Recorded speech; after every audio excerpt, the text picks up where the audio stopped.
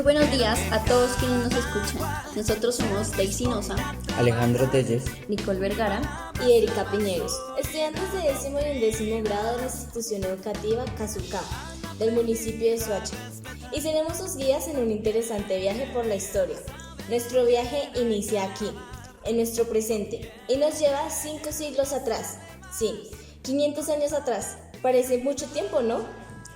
Como cualquier viaje, este tendrá un motivo: adentrarnos en procesos históricos como la conquista, la esclavitud y la colonia, que configuraron varias de las prácticas y concepciones que están presentes en la sociedad actual. A lo largo de nuestro viaje iremos respondiendo a muchas preguntas que irán surgiendo en el camino y conoceremos a algunas personas que aportarán a resolver nuestros interrogantes. Recorreremos esta travesía en 5 días, en 5 programas que podrás escuchar y a través de los cuales conocerás la verdadera historia en este país en el que todos nacimos. Entonces, no le demos espera, ajustemos nuestros cinturones y emprendamos este interesante viaje. El domingo 21 de junio, 7 soldados del pelotón Buitre 2 de la 8ª Brigada del Ejército Nacional secuestraron a una niña de 11 años. La llevaron a una zona apartada y la violaron. Estos hombres vieron a la niña perteneciente a la comunidad indígena en Vera Chamí como una presa a la que retuvieron durante 15 horas y a la que luego de devorar abandonaron cerca del resguardo indígena en el que habitaba. Personajes como la senadora María Fernanda Cabal aseguraron que la denuncia del hecho podría ser un falso positivo contra el ejército. En otras palabras, un montaje para desprestigiar a los héroes de la patria. Pero, a pesar de la intención de ocultar el crimen, todas las pruebas recogidas no hicieron más que confirmar la responsabilidad de los soldados. Un mes antes, el 19 de mayo, Anderson Arboleda, un joven negro de 24 años, que vivía en el municipio colombiano de Puerto Tejada, unos 500 kilómetros al oeste de Bogotá, fue golpeado varias veces en la cabeza por un policía. El joven se encontraba en la puerta de la casa de su madre y fue acusado por los policías de violar la cuarentena.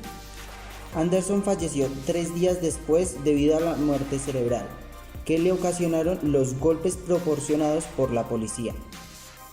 ¿Qué nos dicen estos dos hechos trágicos sobre la sociedad en que vivimos? ¿Son realmente casos aislados como repiten una y otra vez los representantes del Estado? ¿O son hechos sistemáticos? Hechos que se repiten diariamente y que por eso mismo son vistos como naturales, que demuestran que la inclusión y el reconocimiento de los pueblos indígenas y negros realmente no existen. Estos son hechos que demuestran que la opresión y la exclusión se mantiene contra ellos y contra la mayoría del pueblo. ¿Esto pasa solo en Colombia o es un fenómeno mundial? Fui a nacer donde no hay nada, tras esa línea que separa el bien del mal. Mi tierra se llama miseria y no conozco la palabra libertad. Fui secuestrado en una guerra, torturado y preparado para matar. Me han convertido en una bestia. Soy solo un niño que no. Antes de que intentamos responder estas preguntas, es importante que dejemos claro que resolver estos interrogantes y muchos otros es imposible si no estamos dispuestos a conocer y a profundizar en la historia. Solo cuando analizamos los fenómenos en toda su dinámica histórica, a lo largo del tiempo y con toda su dinámica y cambio, podemos ver cuánto de lo que vivimos hoy es nuevo y cuánto ha permanecido a lo largo del tiempo, tal vez en pocas o ninguna modificación.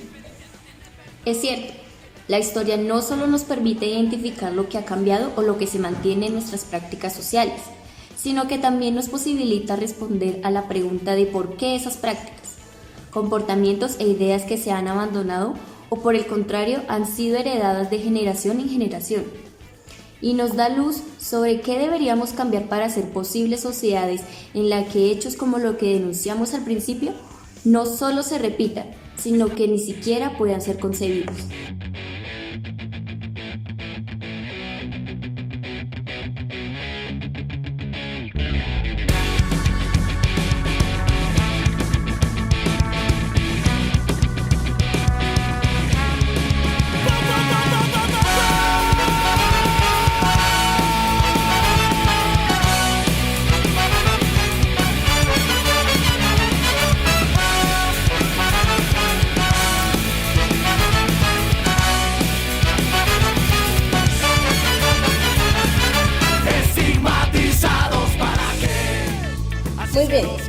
ahora tenemos clara la necesidad de ver históricamente todos los procesos sociales de los que somos parte y resultado, retomemos dos preguntas que nos formulamos hace unos minutos.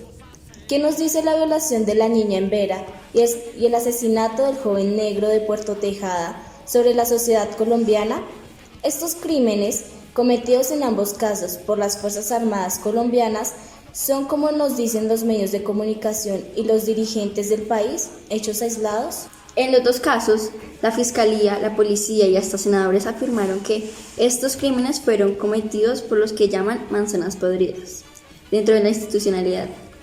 Sin embargo, si abordamos así sea de manera rápida la situación de los pueblos indígenas y las comunidades negras en Colombia, nos daremos cuenta que los crímenes que se cometen a diario contra estos sectores de la sociedad hacen parte de una relación y concepciones más amplias.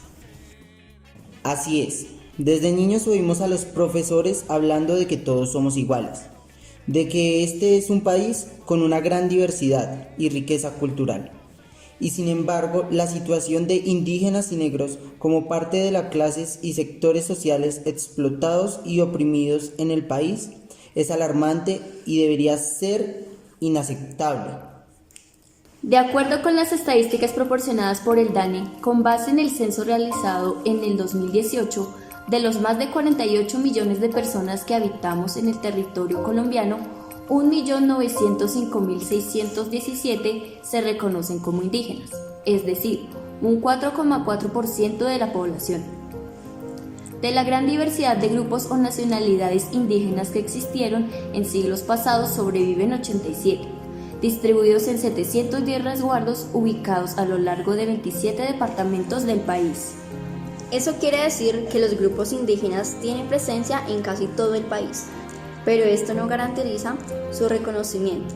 Por el contrario, la Agencia de la ONU para los Refugiados, en varios de sus informes, han establecido que los indígenas en Colombia son uno de los grupos humanos más vulnerables a la violencia y el desplazamiento forzado, debido al interés que tienen diversos grupos armados y no armados en sus tierras, el despojo de su territorio para establecer cultivos legales e ilegales o para la explotación de recursos como la minería e hidrocarburos.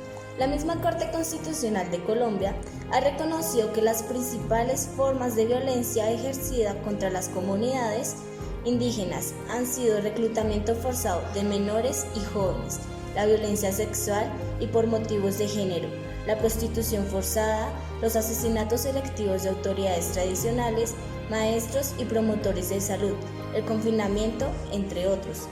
Y aunque todo eso suena muy grave y crítico, el problema no se detiene ahí, puesto que la situación de las comunidades negras es la misma e incluso peor. Experimentan niveles alarmantes de pobreza, exclusión social y continúan enfrentando una severa discriminación. La situación de la población afrocolombiana, que representa un poco más del 10% de toda la población del país, se caracteriza por la explotación de su fuerza de trabajo en los empleos duros, el despojo de las tierras, el retraso educativo, la pobreza e inhumanidad en las condiciones de vida familiares, el racismo en las relaciones con las comunidades mestizas, blancas, la discriminación racial en la cotidianidad, la exclusión racial en casi todas partes. Así es, el 75% de la población afro del país recibe salarios inferiores al mínimo legal y su esperanza de vida se ubica en un 20% por debajo del promedio nacional. La calidad de la educación secundaria que recibe la juventud afrocolombiana es inferior a un 40%.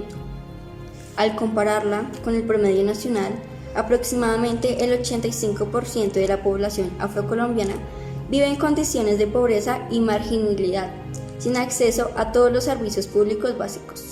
Entonces, para reafirmarlo, la violencia ejercida contra indígenas y negros se da en el marco de una sociedad dividida en clases, es decir, entre los que poseen todo y los que no tienen nada o casi nada, entre los que dominan y los que son dominados, entre los que producen y los que solo se apropian de lo producido. En otras palabras, la mayoría de la población indígena y negra hace parte del campesinado empobrecido que ni siquiera tiene asegurado el acceso a la tierra para garantizar su supervivencia. Exactamente, y además de eso, además de que hacen parte de las clases sociales que no tienen poder político y económico y por tanto están dominadas, sobre ello recae el racismo heredado de siglos de esclavitud y colonialismo, en los que indígenas y negros fueron considerados menos que personas. Ustedes acaban de señalar la conclusión de este primer programa, que la violencia y opresión contra indígenas y negros es permanente, que es parte de la violencia y opresión que se ejerce en el capitalismo contra los desposeídos y que se combina con el racismo que se instauró hace más de 500 años como resultado de la esclavitud y el colonialismo.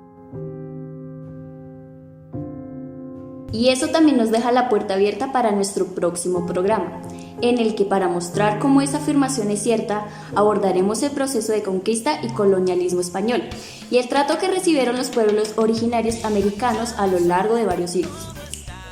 Recuerden que nuestro viaje por la historia inicia aquí, en nuestro presente, hablando de la situación actual de las comunidades indígenas y negras, que nos lleva hasta el origen de dicha situación. Esperamos que nos acompañen mañana en nuestra próxima parada.